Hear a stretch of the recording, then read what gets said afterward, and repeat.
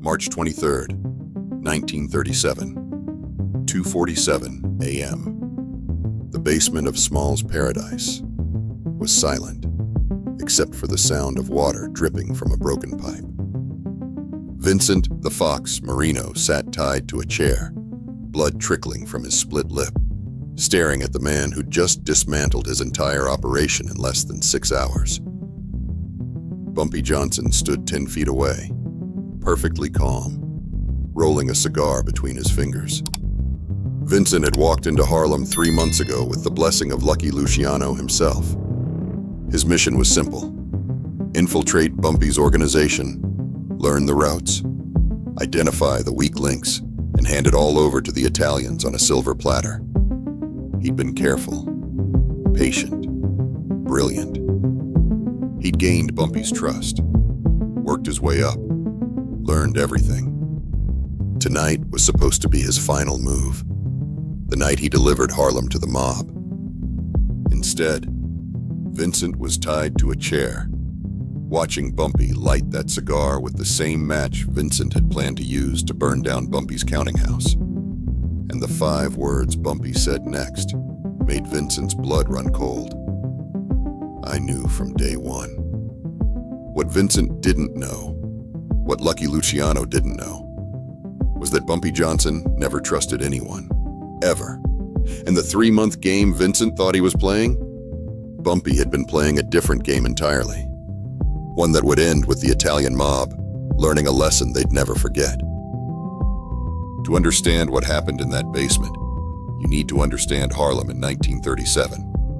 The numbers racket was booming. Every day, thousands of people across Harlem placed bets, hoping their 3-digit number would hit. When it did, they won. When it didn't, the house kept the money, and Bumpy Johnson ran the house. By 1937, Bumpy had been running Madame Stephanie St. Clair's operation for 5 years. She'd retired to the countryside, left everything to him. The woman who'd taught him the game, who'd shown him that intelligence mattered more than muscle, had handed him an empire. And Bumpy had made it bigger, cleaner, more profitable than anyone thought possible. But success breeds envy. The Italian mob, specifically the Luciano family, had been watching Harlem's money flow for years. They'd tried force with Dutch Schultz. That ended with Schultz bleeding out in a New Jersey tavern. They'd tried negotiation. Bumpy had refused. So they tried something smarter. Infiltration. December 1936. A young Italian kid named Vincent Marino showed up in Harlem. He wasn't flashy, didn't wear expensive suits, didn't throw money around.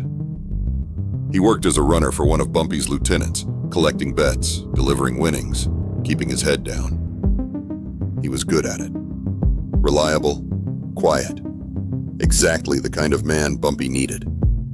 Within 2 months, Vincent was promoted. He was handling bigger collections, meeting with policy bankers, learning the infrastructure. By February, he was sitting in on meetings at Small's Paradise, watching Bumpy conduct business, learning how the King of Harlem operated. Vincent thought he was being clever, thought he was invisible, thought Bumpy Johnson was just another gangster too arrogant to see the knife coming. He was wrong about all of it. December 4th, 1936.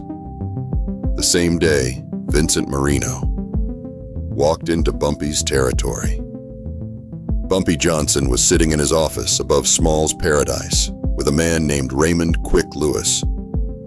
Quick was 67 years old, walked with a limp, looked like somebody's grandfather. But Quick Lewis had worked intelligence for Madame St. Clair since 1928. He knew every face in Harlem, every connection, every lie. "Boss," Quick said, sliding a photograph across the desk. "New kid working for Tommy's crew. Name's Vincent Marino. Says he's from the Bronx, looking for work." Bumpy studied the photo. Young, maybe 25, clean cut, forgettable face. "Check him out." Quick nodded. Within 48 hours, Quick had Vincent's entire life story. Real name, Vincent Marino. Born in Little Italy. Father, dead. Mother, worked in a garment factory. But here's what mattered. Vincent's uncle was Anthony Little Augie Carfano, a captain in the Luciano family. Vincent wasn't some random kid looking for work. He was a plant. Bumpy could have killed him right then. One bullet, one less problem. That's what most men would have done. But Bumpy Johnson wasn't most men. He saw something better than eliminating a spy. He saw an opportunity. Let him work, Bumpy told Quick. Give him small jobs. Let him think he's invisible, and watch everything he does.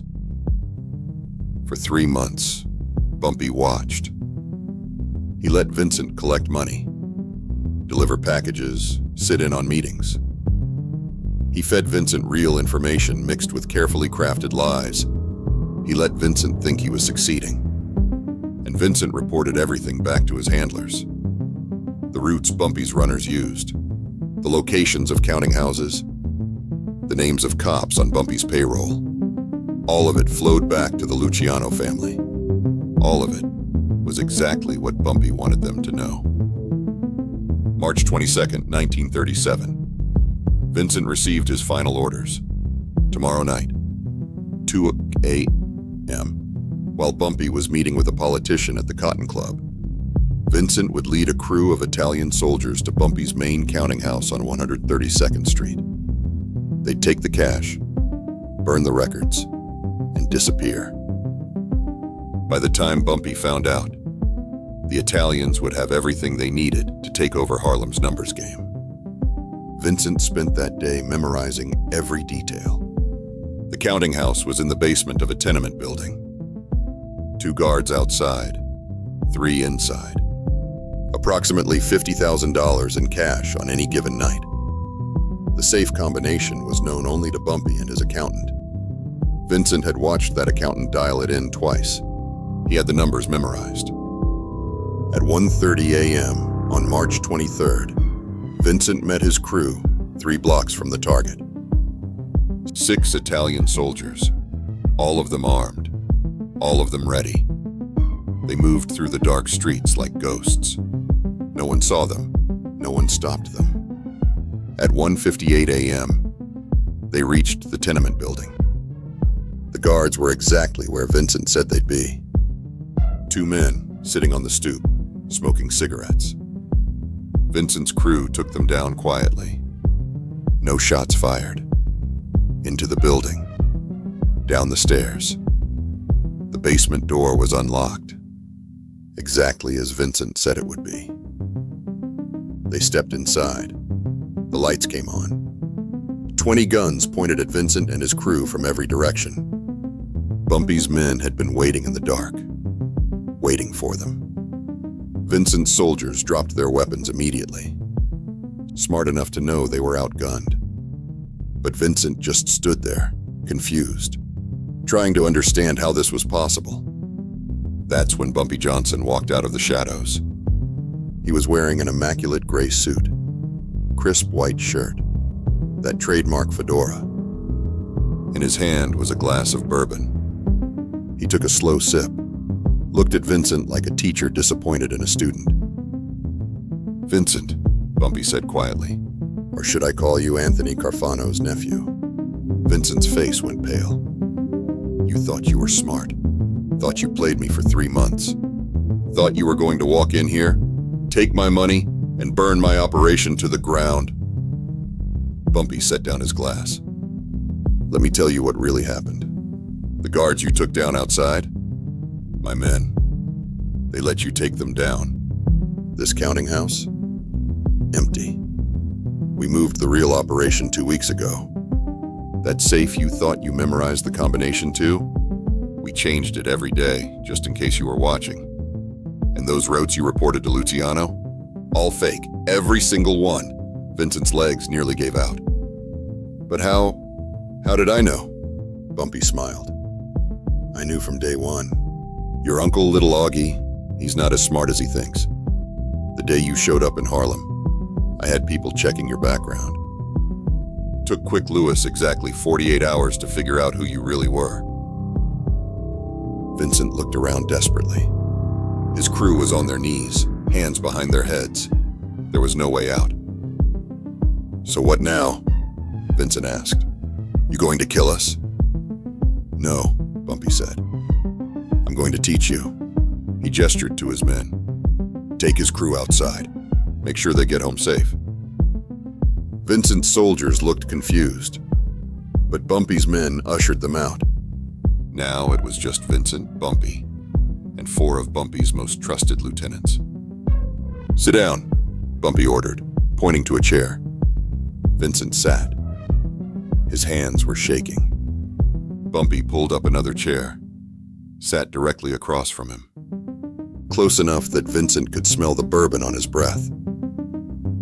"You know why I didn't kill you tonight, Vincent? Because you're not the problem.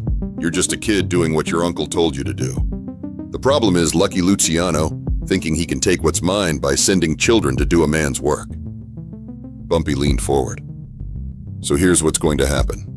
You're going to go back to Little Augie. You're going to tell him you succeeded. Tell him you got into the counting house, learned the routes, got everything. Tell him Bumpy Johnson's operation is vulnerable, that they should move on it within the week." Vincent's eyes widened. But it's a lie, I know. That's the point. See, I want Luciano to make his move. I want him to send his soldiers to the locations you're going to give him.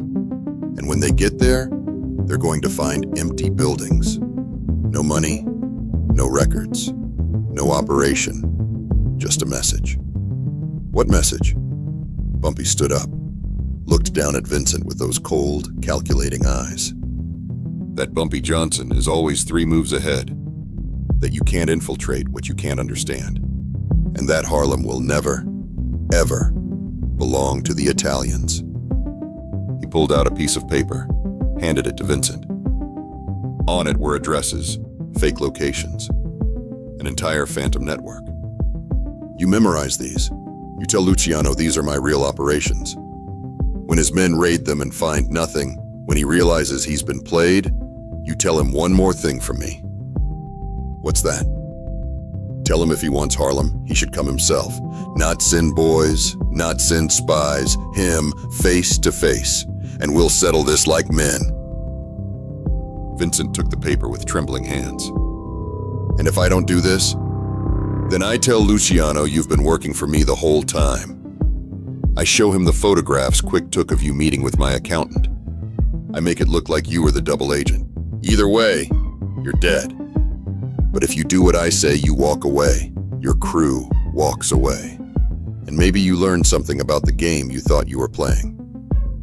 March 29th, 1937. 6 days later. Lucky Luciano sat in his Manhattan office, listening to Vincent Marino's report. The counting houses, the routes, the whole operation laid out. Luciano smiled. "Good work, kid. Your uncle will be proud." That night, Luciano sent 30 men to raid Bumpy's operation. They hit 6 locations simultaneously. Every single one was empty. No cash, no records. Just a note taped to the wall at each location, written in Bumpy's neat handwriting. "Looking for something? Try playing chess instead of checkers." BJ. Luciano sat in his office the next morning, staring at those 6 notes laid out on his desk. His capos were furious, demanding retribution. But Luciano just laughed. Not a happy laugh, a laugh of recognition. "You know what this is?" he said to Frank Costello. "This is Bumpy Johnson telling us he's smarter than we are. And the hell of it is, he's right." Costello leaned forward. "So what do we do?" "We leave Harlem alone, permanently." It was the second time Lucky Luciano backed down from Bumpy Johnson, and it wouldn't be the last. Vincent Marino left New York 2 weeks later. The last anyone heard, he was running a small bookmaking operation in Atlantic City. Away from the game, away from Bumpy Johnson's shadow. Years later, in 1956, a reporter asked Bumpy about the incident. about how he'd turned an infiltration attempt into a demonstration of power without spilling a drop of blood. Bumpy just smiled. Man comes into my house, thinks he can learn my secrets. I let him learn what I want him to learn. That's not genius. That's just paying attention. But it was genius. The kind of strategic brilliance that made Bumpy Johnson untouchable for 35 years. March 23rd, 1937. Bumpy Johnson proved something the Italians never forgot. You can't beat a man who's already seen every move you're going to make. You can't infiltrate a kingdom when the king knows your name before you even knock on the door. Vincent Marino thought he was playing Bumpy Johnson.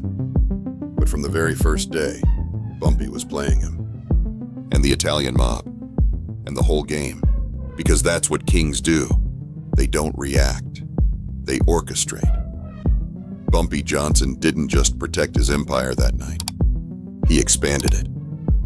Because after Lucky Luciano backed down for the second time, every other mob family in New York got the message. Harlem was off limits. Not because Bumpy threatened them. Because he proved he was smarter than all of them combined.